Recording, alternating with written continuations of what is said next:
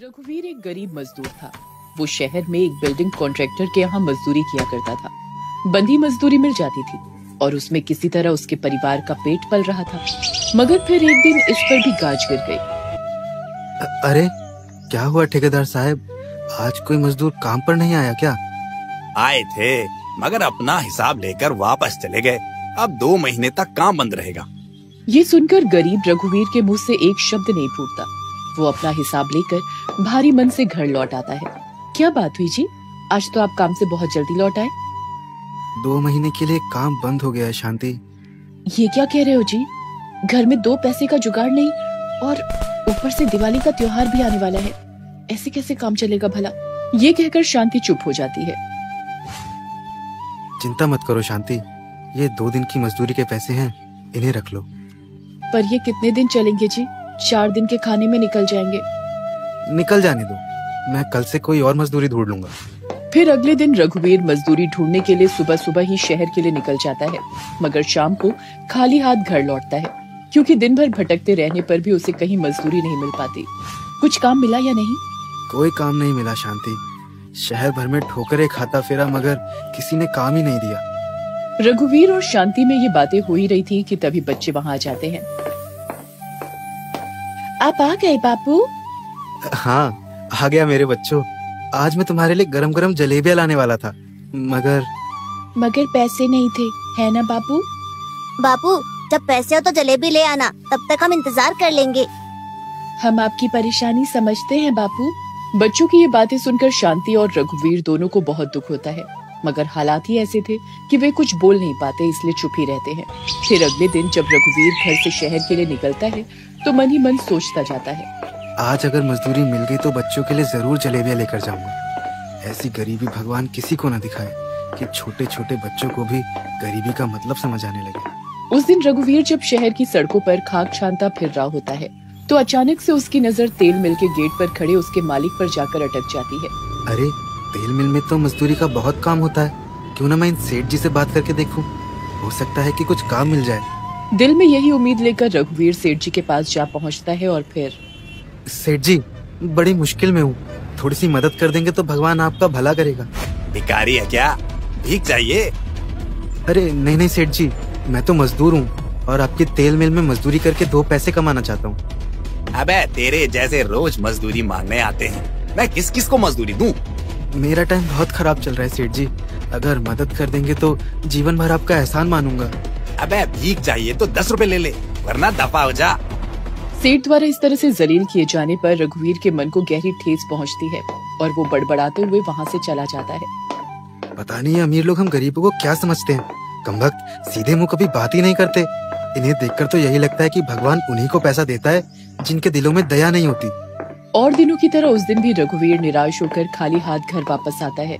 आपके लटके हुए चेहरे को देखकर तो यही लगता है कि आज भी आप खाली हाथ घर लौटे हैं। हाँ शांति, आज भी कहीं 2 पैसे नहीं बने। 2 दिन बाद दिवाली है और घर में खाने के लाले पड़े हैं। पता नहीं इस बार दिवाली मना भी पाएंगे या नहीं। ऐसा मत बोलो शांति, भगवान ने चाहा तो बच्चे दिवाली जरूर मनाएंगे। अगले दिन छोटी दिवाली होती है और रघुवीर बहुत सवेरे ही शहर के लिए निकल जाता है।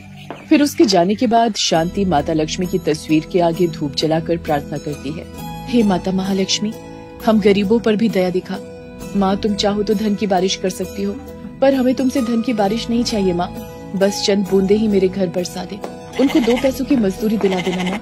रोहित शांति को माता लक्ष्मी से ये प्रार्थना करते देख लेता है और जब वो प्रार्थना के बाद रसोई घर में जाकर काम में लग जाती है तो वो भी माँ की तस्वीर के सामने हाथ जोड़कर खड़ा हो जाता है और उनसे प्रार्थना करने लगता है, हे माता, मेरे बापू बहुत गरीब हैं, उन्हें थोड़े पैसे दे दो।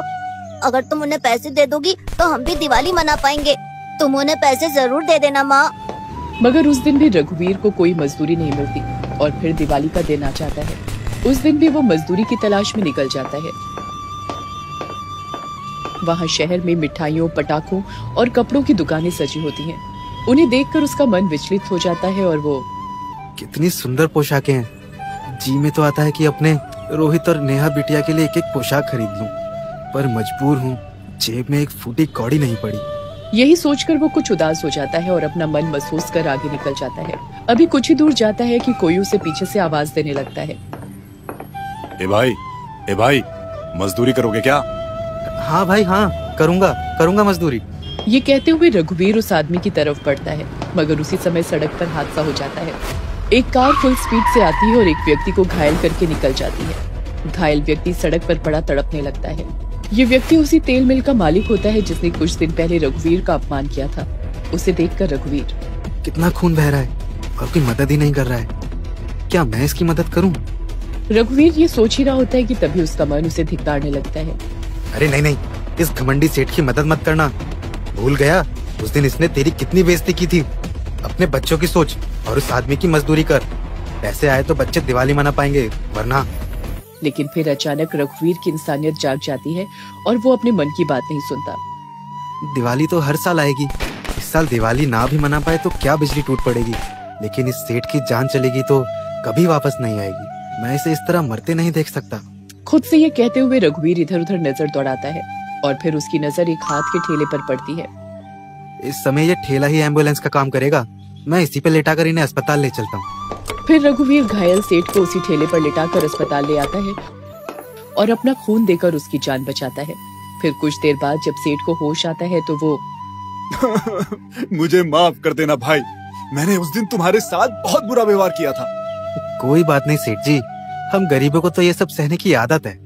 नहीं भाई नहीं, ऐसा मत बोलो। आज तुमने मेरी जान बचाई है, मेरे लिए तुम फरिश्ते हो। बोलो तुम्हें कितना पैसा चाहिए? जितना पैसा चाहिए मैं दूंगा। मैंने आपकी जान नहीं बचाई सेठ जी, आपकी जान तो भगवान ने बचाई है। मैंने तो बस एक इंसान होने के नाते अपना फर्ज निभाया है। ये कहकर रघुवीर वहाँ से चला जाता है और जब निराश मन से घर पहुँचता है तो हैरान रह जाता है। घर दिवाली की रोशनी से जगमगा रहा होता है और बच्चे खुशी से दिवाली मना रहे होते हैं। रघुवीर अंदर जाकर देखता है तो वहाँ सेठ की पत्नी उसका इंतजार कर रही होती है। आप कौन है बहन जी? मैं वही हूँ भाई, आज तुमने जिसके सुहाग की रक्षा की है और उसे विधवा होने से बचा लिया। पर आपको मेरे घर का पता कहाँ से मिला? अस्पताल के उसी डॉक्टर से भाई, जिसको तुमने अपने घर का पूरा पता लिखवाया था। ये सुनकर रघुवीर चुप हो जाता है और फिर अपने बच्चों को दिवाली मनाते हुए देख मन ही मन भगवान का आभार प्रकट करता है।